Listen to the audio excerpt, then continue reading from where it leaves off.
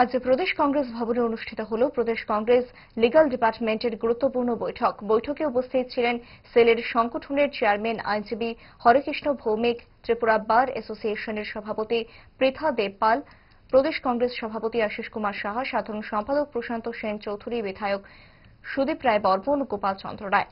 বৈঠকে অংশ নিয়ে দেশ ও রাজ্যের বর্তমান রাজনৈতিক ও সামাজিক অস্থির পরিস্থিতির আবহে আইনজীবীদের সময়োপযোগী ভূমিকা নেওয়ার উপর জোর দিয়েছেন কংগ্রেস বিধায়ক সুদীপ রায় বর্মন। বৈঠকে শাসক দলের তীব্র সমালোচনা করেন সুদীপ রায় বর্মন। দেশের নতুন প্রজন্মের কাছে কংগ্রেসকে ভিলেন বানানোর চেষ্টা করছে বিজেপি অভিযোগ করে বলেন কংগ্রেস বিধায়ক সুদীপ রায় বর্মন। দেখেছেন সামাজিক মাধ্যম বন্ধুরা,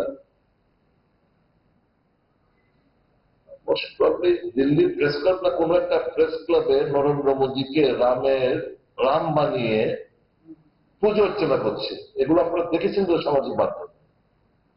তো সাইকোফ্রেন্স অন্ধভক্ত কোন জায়গায় দিয়ে এসে পৌঁছেছে যে নরেন্দ্র মোদীকে ভগবান রূপে আসলে বসিয়ে তারা পুজো অর্চনা করছে।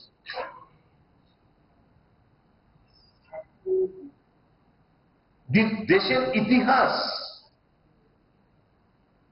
they are trying to distort the history, they are trying to rewrite history তাদের সুবিধা অনুসারে।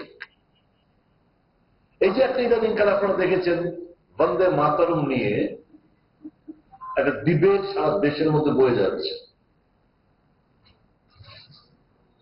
In the year 1937 they were against, RSS was against ট্রাইকালার মানে তিরঙ্গা ঝান্ডার এগেন্স্ট ছিল।